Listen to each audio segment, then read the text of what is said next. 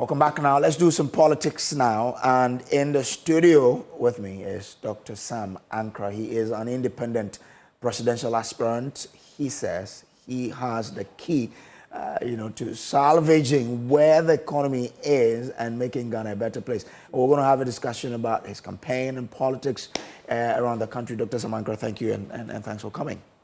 Thanks for having me. How are you? I'm good. How's your campaign been going? The response has been tremendous, more than anticipated, to be honest. Okay. Ghanaians are looking for something different. The feel of the last or the Fourth Republic and what it has brought to the table is urging Ghanaians to look for a different style of governance, radical approach, hands-on competence in resolving our economic issues, looking at what Ghana offers as a country and how our people are living, the conditions they are living. So clearly the message is going on well. But I also made some very critical findings, which is very worrying. Okay.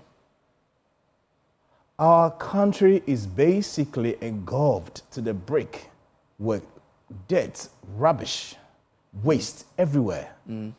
No serious waste processing structure or disposing structure. And it's serious. Our open gutter situation, and with the rainy season, I think this is like a pandemic in the making. Okay. And these are critical issues that we have to look at. There has to be a correlation between health and environment. And I don't think we've gotten it. And leadership at the national level, these are critical things that we've got to look at. So in addition to the poverty, the health issues, the unemployment, and all the myriads of issues that Ghanaians are going through, there's also could be an outbreak of serious diseases and illness based on how our country is engulfed with waste every part of the It's good you've seen the problem. You want to lead this country. What's your plan to tackle it? Look, we have a special program as to how we will address the issue of waste. The Alternative Force for Action, Alpha Group, promises Ghanaians that there's going to be compulsory recycling of waste from day one that we are elected into office. We'll put up systems and structures in place where we would take, because waste is money, and we need to harness it. We'll process clean water out of it. We'll generate power out of it. We can even use a hard burn, even creating cement and other things for building materials. So there's a whole lot of use in this waste that we've left engulfing us and causing all sorts of outbreaks within our towns and villages and cities that we have.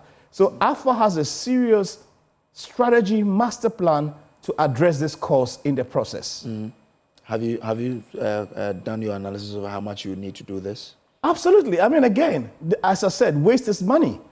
You see, when government wants to do everything, then there's a problem. It's about time we understand that economies are built by the private sector. What government does is you administer, you manage, but you create the enabling environment for the private sector to drive the economy. In this country, you hear this verbiage or this words, rhetorics, or the private sector as the engine of growth. But what actually is that private sector being the engine of growth? What has these successive governments put in place to turn around to make sure that the private sector are giving the hand to drive the economy? Look around our country. 80 to 90% of our businesses is government controlled. How do you enable the private sector? So there are critical things that we have to go into if we want to create an enabling environment for the private sector to do it. So AFA, again, Alternative Force for Action, is promising Ghanaians we want to bring a radical move that would motivate, inspire, organize private sector to be the mainstream of our economy. And that goes through every sector of our industry that we can talk about. But exactly how much do you have from your analysis? Well, like I said, you spend? the feasibility and the cost is it's going to cost between the region of 250 million to 300 million. But it's not; these are not going to be debt incumbent on government, because government is going to create environment and give exclusive arrangement with private sector to be able to take this through to get it done. So in effect, it's not like borrowing into our balance sheet, but we are creating the environment to attract the investment to go in there, so that in addition to making money, they are also helping us to clean and change our environment. It's $1 million or cedis. Dollars. So you government won't spend a dime. Won't spend a dime. Government won't spend a dime. The private sector that will. It's the private sector, but the government will enable the policy, put the structures and the laws that has to guide it in place, and give the private sector the room to thrive it forward. Today, a lot of Ghanaians are worried about the economy, that the average person struggles to even manage a 3 square meal a day. So this election will be fought largely on the front of the economy. What is AFE's game plan? Excellent. I mean, I have said it before, Ghanaians are living like magicians. You'd see the income coming in as to the expenditure. Salaries have remained the same. There's serious inflation, depreciation of currency, and an import country like ours, where we are even importing toothpick, tomatoes, and onions, and so forth. Clearly, you realize that the living conditions is unbearable. And I have seen it firsthand. You have waiters and waitresses earning around 1,000 cedis a month, and just their cost of transport to their place of work is even about 1,500 cedis. Not to talk of the clothes they will wear, the food they will eat. So I even said Ghanaians are living like magicians. What is AFE's program? Look, our situation calls for radicalism. There has to be comprehensive, radical, bulletproof policies put in place that can address our economic issues. We are in a debt of over 13 billion. Any government that doesn't have a solution to address this huge debt of how they'll find money, and is they're going to rely on excessive taxation, which is again killing businesses and killing our people and raising the cost of living, we have a challenge. We've listed about 22 radical transformative projects attached to policy that would turn our economy around. Number one, we would domesticate oil production. I know I can't have time to go through, but let's go through the main ones. We would domesticate oil production. I have said it repeatedly. We are producing twice as much oil as we consume. And yet, everything we produce at the high seas in the oil fields are exported to somebody else's country. It gets refined and they bring it back, sometimes as high as 2,000% of the cost. You are importing inflation, you are depreciating your currency, you are not creating employment, you are not creating value or getting access to the byproducts that comes out of it. Basically, everything goes in a raw state and comes back, like many others. So we are saying, to resolve our currency depreciation, to stop the drastic high rise of inflation, to make sure that our people are having the best of the products that they have, to bring the petroleum cost as low as up to about 55%, we would domesticate oil production. First 90 days in office, we'll call the oil guys in the high seas to come on a roundtable discussion, give them an option to build a 200,000 barrels a day refinery. If they approve, super. Failure to do so, there's already far advanced talks with private sector where we can get agreements signed, establish a refinery, 200,000 barrels a day refinery within the first 8 months of AFE's administration in this country. Again, agriculture.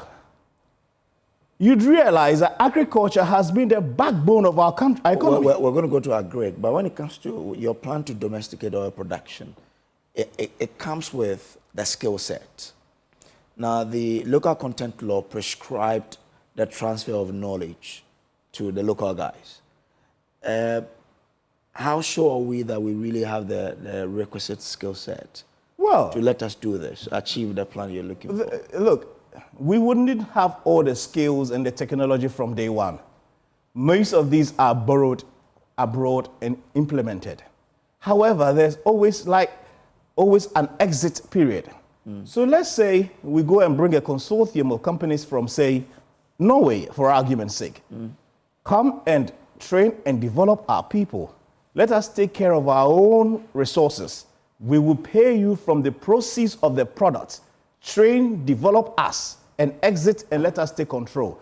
This is a standard process that goes on. This is what the Saudis uses. This is what Norway adopted. This is what all the best practices around the world where the natural resources, especially oil, has been beneficial to the people. That's the processes they went through. Ghana is no exception.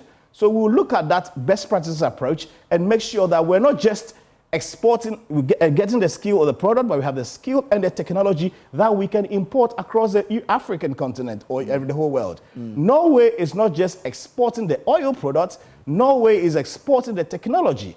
Everywhere you go around the world where you see high-skilled labor force in the oil upstream, they are Norwegians. You see them in Chevron, you see them in Shell, you see them in Exxon, all these big corporations. The brains behind most of these aggressive, deep-sea exploration are Norwegians. It took a very transformative leader who saw beyond just the basics of myopic thinking of earning today, but thinking for the future and the generations ahead and the generations unborn. This is the kind of thinking Sam Ankrah and the Alpha movement is promising Ghanaians given the opportunity. But this law exists. That's why I mentioned the local content law. The local content law instructs every oil company in the upstream sector to do what we call knowledge transfer. So when you bring a skill set from outside, there's a number of years you need to make sure you have a local person you've trained. So, but we all know that there's a defect there. That's why I'm asking you, how will you ensure that that law, which we have sitting on our books, is really, implemented to ensure that we get that is even a secondary aspect. I am talking about wholly owned Ghanaian Oil Corporation, 100% owned by Ghanaians, run and developed by Ghanaians. So the idea that somebody owns it and has to pass a skill, that's not really comes in. However, if we have to have certain, the status quo, which is the current situation, is maintained, look, laws are meant to solve problems. If the laws that we have put in our books are not solving the problems that they are supposed to be solving, then it has to be amended or abrogated. So let's review the laws. How, why, what are the reasons why the laws are not working? We'll look at it holistically and address our issues. Okay. So you're looking at wholly owned Ghanaian companies refining fuel. Absolutely. In Ghana. Domesticating the petroleum, yes. Doing that in Ghana. Absolutely. That's a huge capital-intensive project. How are you going to do that? Again, like I said, we're not just speaking hocus-pocus words of imaginations or creating sloganeering from the air. Every policy and program is comprehensive, thought through, feasibility done and dusted. We are not going to be the ones,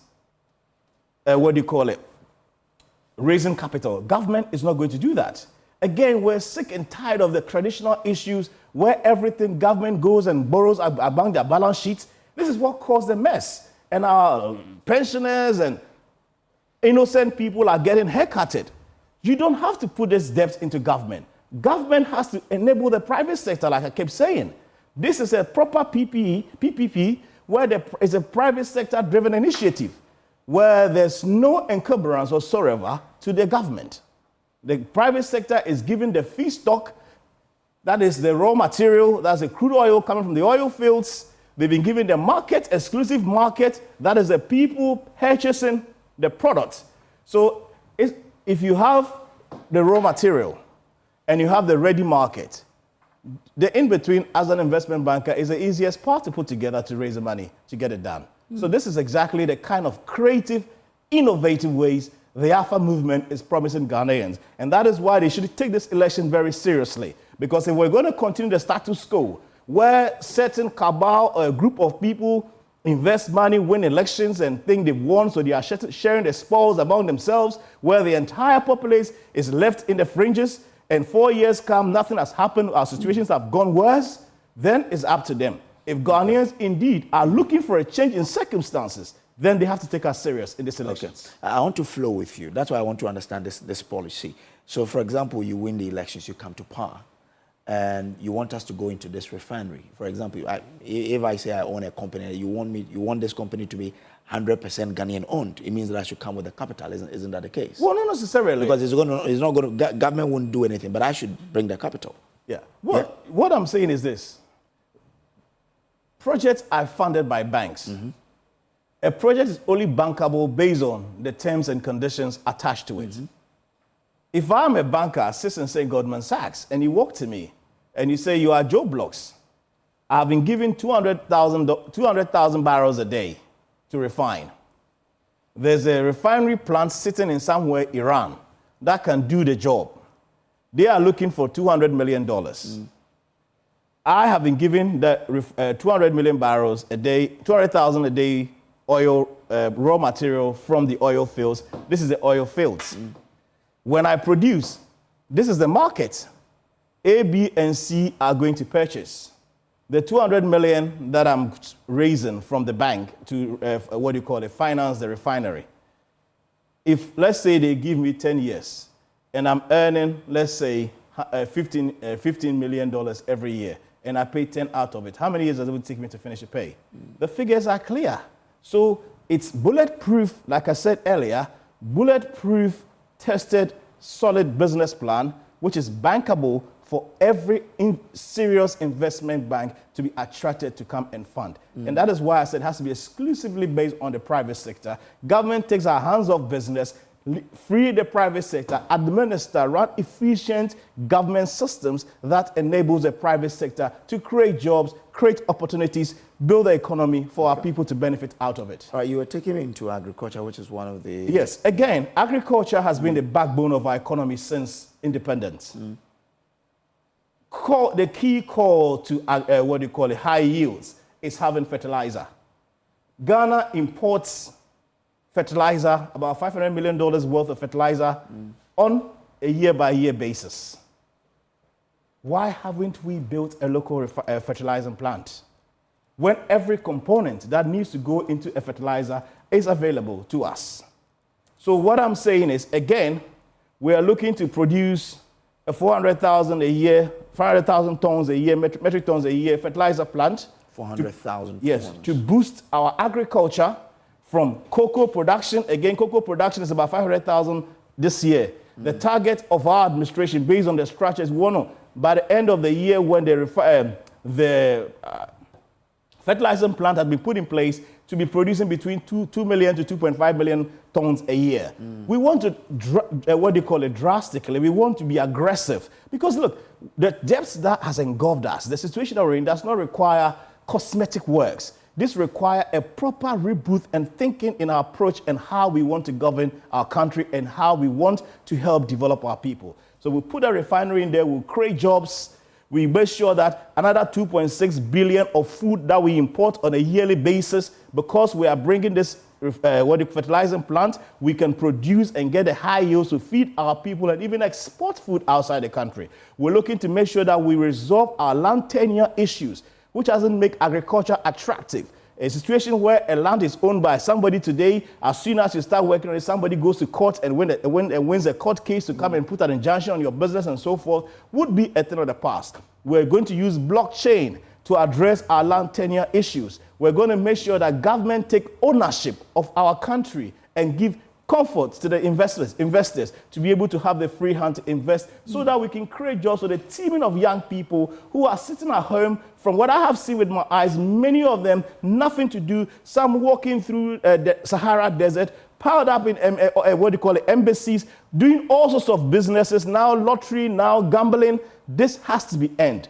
We need to create future for our young people. This country has to give hope to its people. And this is what Sam Ankrah and the Alpha movement is bringing to the table. We are bringing realistic projects, tangible projects, bulletproof with proper feasibility to put into our land to make sure that we resolve our issues once and for all. The cosmetic work, the time for cosmetic work and all these gimmicks and slogans and so forth is a thing of the past. This fertilizer plant, is it new to Ghana? Is it novel? Well, again, I don't think it's novel, but I believe that it requires leadership with the balls, a leadership that can take these bold decisions. Because you can't do this without stepping on toes of other people. It requires, but then again, our problems is far supersedes any one person's interest. Yeah. So we need to take those decisions. And like I said earlier, they are radical decisions. As much as these will be very aggressive, as much as these will be very painful, and the fact that it's going to help create our economy so that it can give control to us in running of our affairs instead of depending on people, instead of going to a war-torn country to supply us food, when we can do same here. Let me tell you something. Ghana has 10 times the arable land size than New Zealand, and yet New Zealand produces 10 times more than Ghana. Have you thought about it? Is it because they are whites? This fertilizer plant you speak about, are you aware of the Petroleum Hub project? Petroleum Hub project in the Jomoro enclave of the Western region. I am not here to look at existing, what you call it, futuristic things that hasn't got dream. Okay. I am sitting here talking to Ghanaians, knowing exactly what they are going through and promising them of tangible things that we control. Everything I am saying here is not based on what somebody is saying. It's based on the research and the planning we've had. And these are the things that is moving us to get into this politics that we're doing. So the Petroleum Hub project is futuristic, huh? I mean, it's up to them. If it happens, fine, we will look at it. But what I'm saying is the Alpha movement promising to Ghanaians is exclusively based on feasibility and tangible things that we control. Okay. Now, from the Ghana Statistical Service, Ghana imported some 618,638 metric tons of fertilizer in 2020 alone. That's it's a lot. And look at the value, the monetary value of it. We are talking about currency depreciating. We are talking about all the importing inflation. These are the causes of it. Let's domesticate it. Again, clinker. We want to create an affordable economy. You can't force production cost on people. You need to create the environment for the cost of production to be cheaper. Okay. Clinker is 97% component of the cement. And we can bring it down as much as 60% if there's a local clinker producing plant. Why haven't we done it? Again, our administration is promising Ghanaians within the first 90 days, we will sign up an agreement to put up a clinker plant established within 2 years in Ghana. So that we can produce cheap clinker along with our limestone and other components to produce cheap cement for affordable homes and affordable housing. Okay. You cannot talk about affordable housing if the cost of product materials are very high. It doesn't make sense. So once you're promising of doing these things, someone says, I should ask you, do you know how much it will cost for us to establish a fertilizer plant? From your feasibility studies, you say you've done the feasibility. I've done the feasibility on all of those. I can go. Like I said, it's about $600 million. Let me see. I have all the figures here. We didn't just, like I said, went into our heads and say, hey, this is what we want to do. So it's going to be a 600,000 metric tons fertilizer production plant. Okay? And basically, that is it. Okay. When we spend about $2.6 billion a year on importation of food and about $500 million on fertilizer alone. Okay. So these are the savings that we're going to put in place. Okay. And it's scheduled to complete, done and dusted, handover at $600 million. $600 million. Now, according to Mr. Michael Owusu, who is Deputy Chair of the National Fertilizer Council, Ghana needs some $2 billion to establish a fertilizer plant. No, the one I'm talking here is $600 million, scheduled to be completed, tested and handed over within 2 years. Okay, all right. Quite interesting. So that's Dr. Sam Ankrah. He is running for your vote to lead this country in 2024. He has told us some of the things he would do to ensure that we have economic independence. Great jobs. Let's see what happens. Doc, I'm grateful to you for coming through. But just before, your last words to the Ghanaian people, and then we can wrap it up. Wow, so soon. Yeah, exactly. We've spoken for long, but because you enjoy the conf, I'm sure that's why. So your last words to the people, yes. Well, again, my dear countrymen and women, I know we've been discussing, or we've been thinking through, or we've been feeling the pain of what the status quo has brought to us. We can't keep taking the same direction thinking we'll get to a different destination. It doesn't work like that. Our country has come into a crossroads. The future of our young people is mortgaged. We're in debt over 13 billion. Continuing the status quo would not bring us any difference. I am pleading to you today, if indeed your situation is worrying and you're looking for a change, I offer you that hope. I offer you that opportunity to do something differently to get a different results. Okay, all right. Grateful to you, Dr. Sam Ankrah, for coming through, and I wish you all the best on this campaign of yours. Thank you very much. All right, this is still the pause. We'll now take you to Parliament, where the debate on the 2024 mid-year budget review has started. So I'm handing you over to our crew in Parliament now.